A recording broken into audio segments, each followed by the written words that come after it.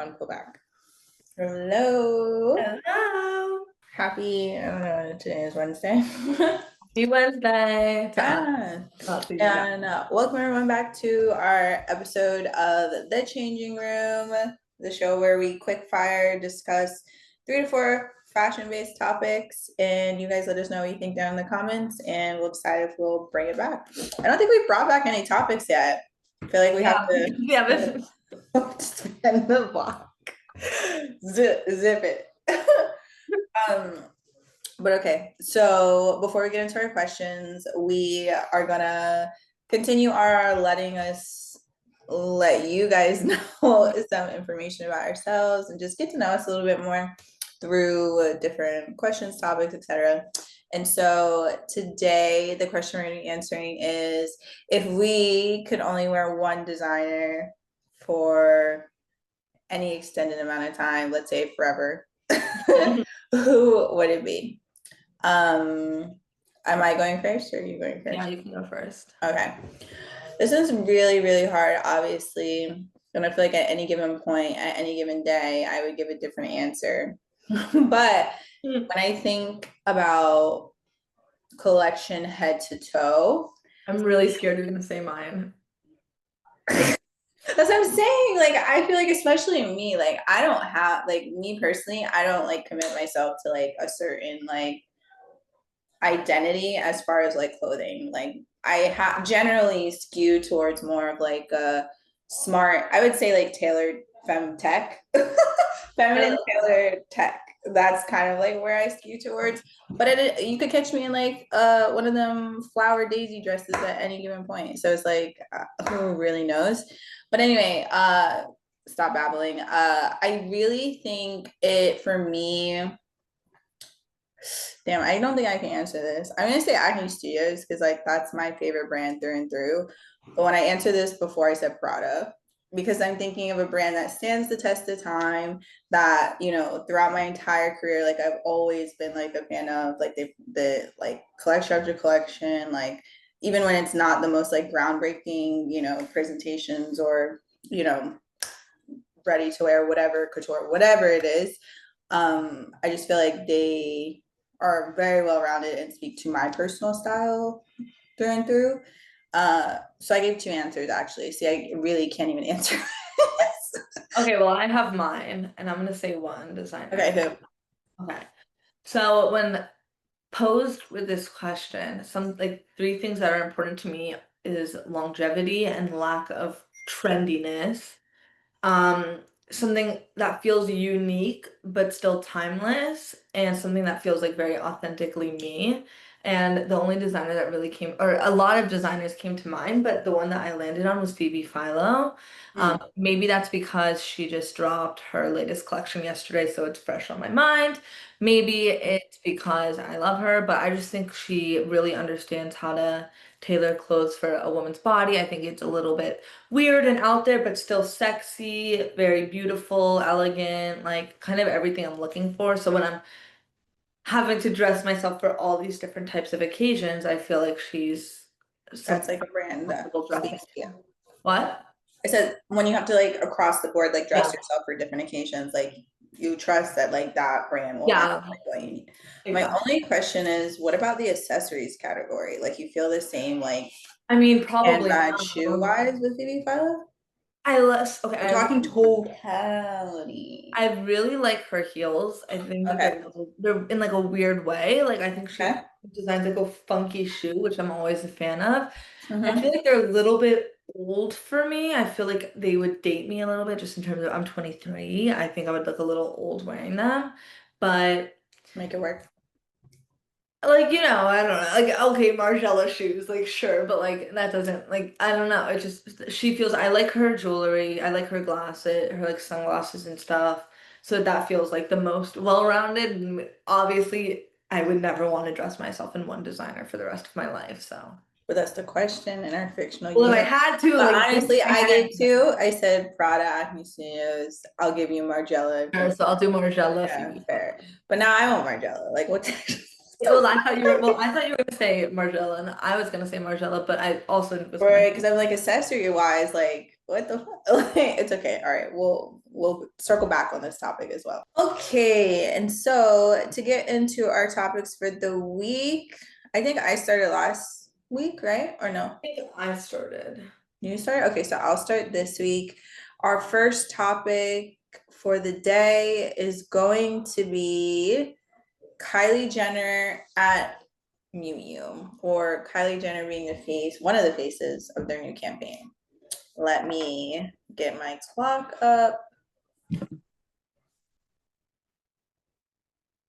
And we go. Okay. I feel like I liked it. I don't know. I'm not like a Kardashian girly by any means, but for some reason in fashion, with the exclusion of, some of what she's worn to some of the award shows and then whatever that Bezos wedding tragedy was that we discussed, I generally tend to like Kylie Jenner's styling. So in the fashion realm, like I don't really mind seeing her in, campaigns for designers, specifically Kylie. I'm at 32, but I'll finish my rebuttal. Okay, my turn. Okay, first of all, don't mind my nails. I'm getting them done today. Second, okay. I liked the imagery of it. Like I thought it was very well styled. It feels very like on brand for her. My one complaint with it is it feels like she is so unaligned from a brand. Like when you think Kim Kardashian, you think Balenciaga. Like they go hand in hand. And I kind of wish that like Kylie would align herself with a brand and like stick with them to an extent. Like and I'll explain in my rebuttal. Okay, I just started my clock. I feel like that's so funny for you to say because we literally just tried to sit here, like, not like however many seconds ago and nail down a brand, and we literally couldn't do it. So, with that mindset, like I said, Kylie's like a little budding fashion girly, I feel like. And so, I think it's still too early on. I mean, obviously, she's been famous for like five ever, but I feel like as far as like really like I think she could really grow to be like a fashion like powerhouse, like not like a Rihanna, but you know what I mean, like not a model, but just like an influencer in the fashion space. And so for me, I feel like it'd be too early for her to nail down just like one fashion house. Like I like seeing because I really don't even know that much about her personality. I feel like she's kind of a little bit more quiet. I don't really watch Keeping Up with the Kardashians or anything like that, but I don't mind seeing her, take her time to nail down one. And I don't mind the Miu Miu, collab either. Okay, so where I was kind of coming from was how she closed the Copernicus show last, I think, September. I don't know. I think, like, I don't mean only dressing in one brand or only like buying or wearing one brand. It's more so in terms of like out of home campaigns. You lose a lot of value when you're seen as like out being with many brands, at least in my head, because it's like if I see you on a Chanel billboard and then I see you face of Miu Miu, I'm not gonna like be more pulled to like your imagery with the brand because you've been doing it with multiple brands. I don't know how to explain it well.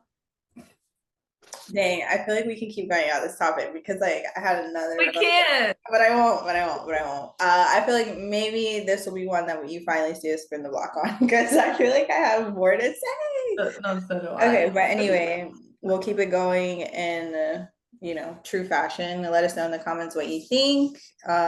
Maybe we'll bring this topic again.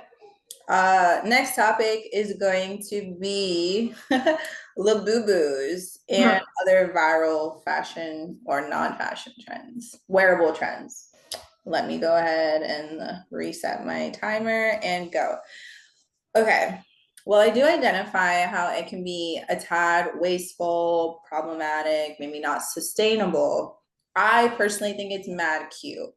And I feel like not cute in the bags, but like I get the vision behind it. It's like a little stuffed animal, like a little Build-A-Bear. Like what the there's whole industries built off that.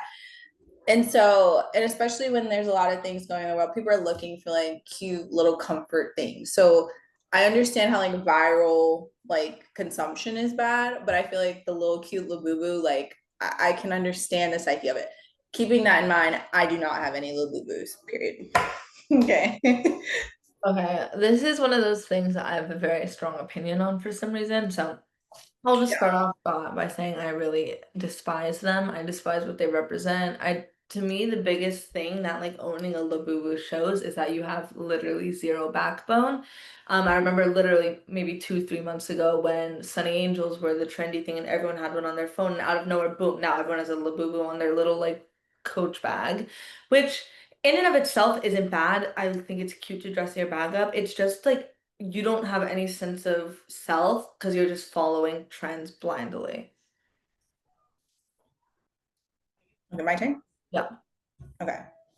I don't know, Rayna. I feel like you're being a little too harsh. Now, I mean, to say like you can have a sense of self, but legitimately think a Labubu is cute. Now, if you had the Sunny Angel, now I see you with a Labubu, and then I'm gonna see you whatever the next thing is. Now, I'm like, okay, like what's going on here? Like pick like you're not really connecting with it, you're just like following a trend. Like if you also had the sambas, and then now you have, any of the new like viral things that are going on.